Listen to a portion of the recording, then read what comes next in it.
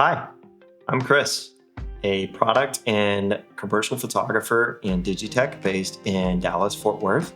I'm also the Capture One developer for Very Good Presets with Dave Herring. And I started this channel to help you guys learn Capture One and why it might be a good tool for you as your editor of choice.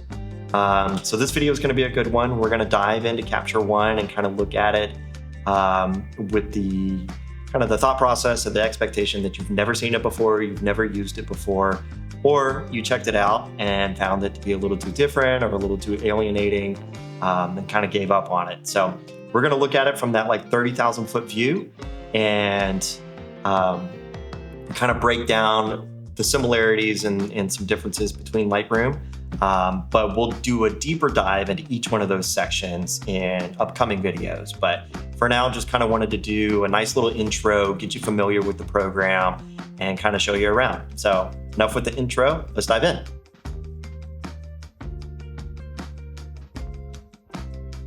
Okay guys, so here we go. We're in Capture One, and as you can tell, it definitely looks different than Lightroom. I'm going to be kind of going back and forth on my screen with Capture One here and Lightroom here.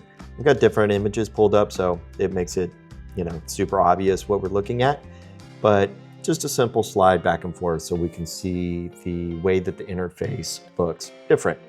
So this is the basic view. You've got a grid here, but it's not stuck to a grid, obviously. But one of the fundamental differences is when you're looking in Lightroom, you have library, develop, and this other stuff that nobody uses in Lightroom Classic. I don't use CC at all, so I know it looks a little bit different, it being like cloud-based or whatever, but this being the traditional Lightroom Classic, looks like this with the library tab, which you can pull up a grid here. But if you want to actually edit a photo, you have to go to develop, and then you get access to all your tools. Swiping between photos, is not the fastest thing, and there's a million tutorials on how to make Lightroom run faster and all that stuff. And I think CC probably runs a little quicker, but traditionally we've had this library and develop view. Capture One rather, does not have a develop and library view at all. Everything is just here and ready to go. So as you can see, you've got access to all of your tools as they're here. So I use hotkeys a lot. One of the things is you can go to edit, manage, edit keyboard shortcuts, and you can set them to whatever you want. They're completely customizable. All kinds of stuff is in here.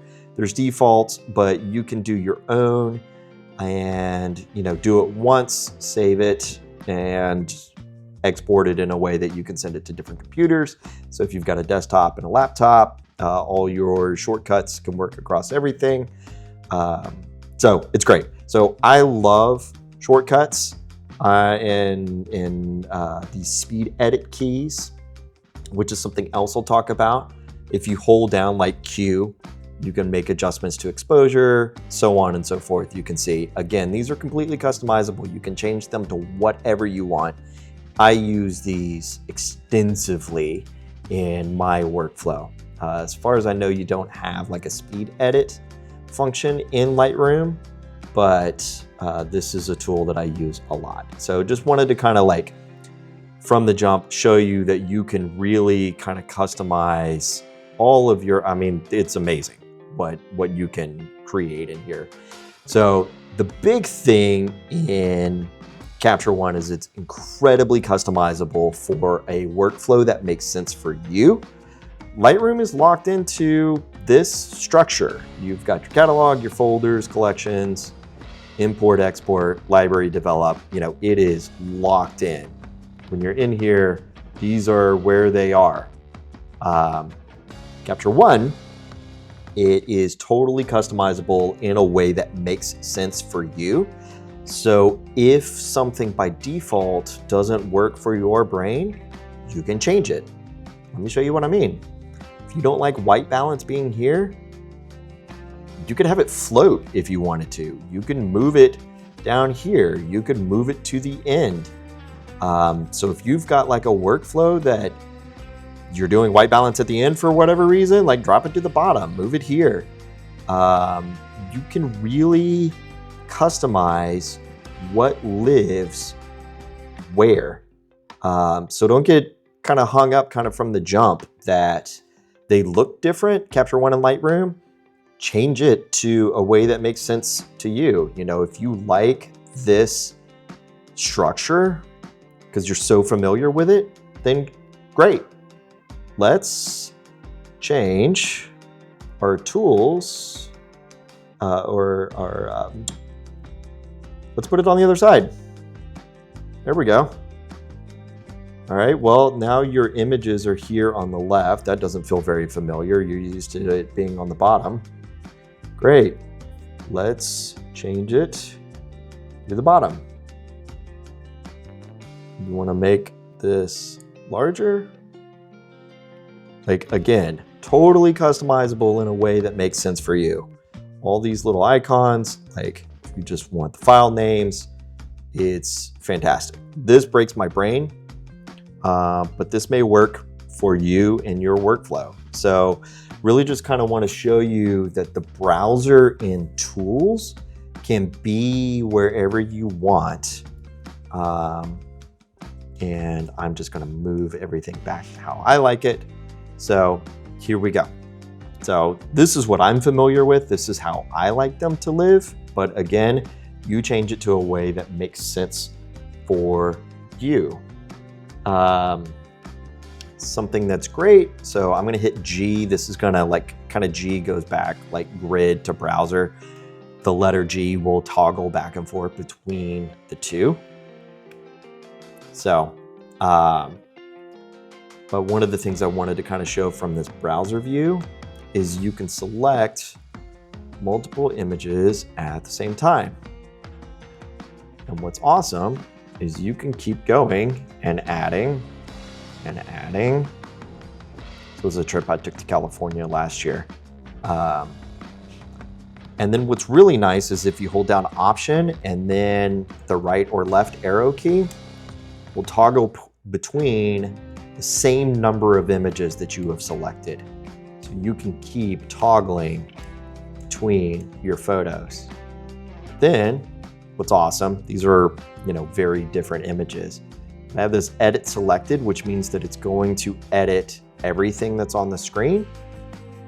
If you uncheck that, it's only going to edit the image that is selected and highlighted. Also, if you don't like white as your background, you can change it to black. Again, totally customizable.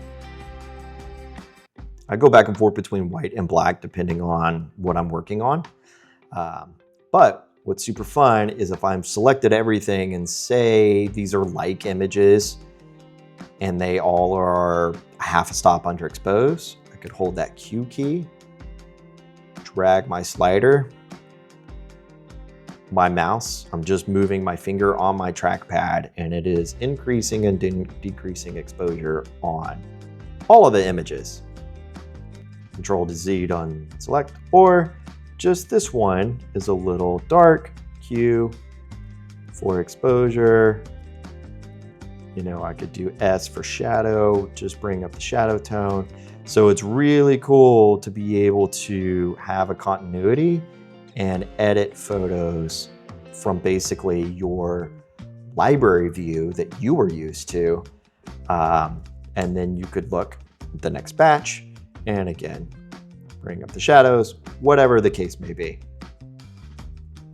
Select everything. If I wanted to rate them up or down, 1, 2, 3, 4, 5 will give you different star rating. I have these, you know, selected as 5s because I like these photos. Okay, so I want to dive into tools. And again, as I kind of showed you, you can move these tools around into a way that makes sense for you. And you have these different tabs. So library is going to kind of show you a folder tree of where things are. And you have your all images. Session folders is going to be where your raw files actually live. So I go to a capture folder. This is the folder tree on the actual hard drive of where these are. Capture One automatically creates a capture output selects in trash folder. For some reason, I've hidden my trash folder, but that's fine because again, totally customizable. You do session folder, you can see add folder inside capture, add multiple folders inside. So if it was like California day 1 and you wanted to do, day 2, you could do that. And here we go. And let's say, let's grab, this bank of images and we want to put them into day 2. So you can create an actual folder tree under capture. And if we go to look, show in Finder, columns.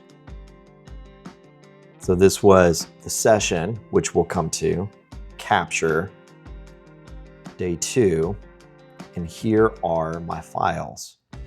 So actually within this folder tree.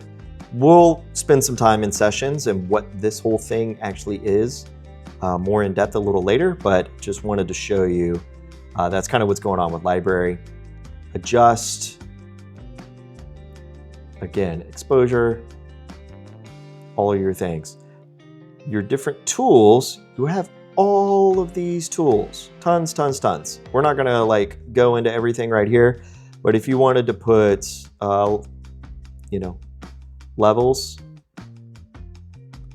you could add it. You could move it around. I've got it in here twice. And then remove tool. So color, this is where you have all your color adjustments. We're gonna deep dive into this color editor in another video, but it's very important. So again, all of these tools, you can add whatever you want and move it around. You get the point. When you have this kind of set in a way that makes sense for you, you can go to a workspace and save it as a workspace. The question you may have is, why would you want to do that? And as you can see here, I have an editing workspace and a tether workspace. So if I am editing, I like to have my workflow set up in this manner. It makes sense for me. But when I'm tethering, which we'll talk about as well in another video, I want to remove some of the tools because I don't need them while I'm tethering. And so I have a workspace that's a little bit cleaner for what activity it is that I'm doing. And so that's really nice to be able to just bounce back and forth. So that's workspaces. So building out, this in a way that makes sense for you, if you want to put it, again, however you want to do it, and then save it as a workspace. And I'm sure you could build something that gets to a very familiar structure to what you're used to get you kind of familiar with Capture One, just to kind of start off with. So, to get your images out, you've got export, and these are called recipes, which is basically all kinds of different ways that you can export your raw file into something else, like a JPEG, a TIFF, a DNG, PNG, whatever it may be. So we'll definitely do a deep dive into export and recipes, but basically you can create a recipe, decide where you want to put it, decide the naming convention, what it format it needs to be. You can adjust, you know, sRGB, Adobe, RGB, your sizing, scale I use a lot. So again, I'm sure you're familiar with all of this, but how you get your images actually out of Capture One, export, create a recipe. Anyways, this video now is starting to get quite long, so I'm going to go ahead and cut it short here, but thank you so much. I hope this was helpful. Please leave any questions in the comment section. If you found this info helpful at all, please, you know, like, subscribe, all the YouTube stuff. This is my second video, so I'm trying to bring some valuable resources for you guys, and hopefully this was helpful. Thanks a lot, guys. See you in the next one.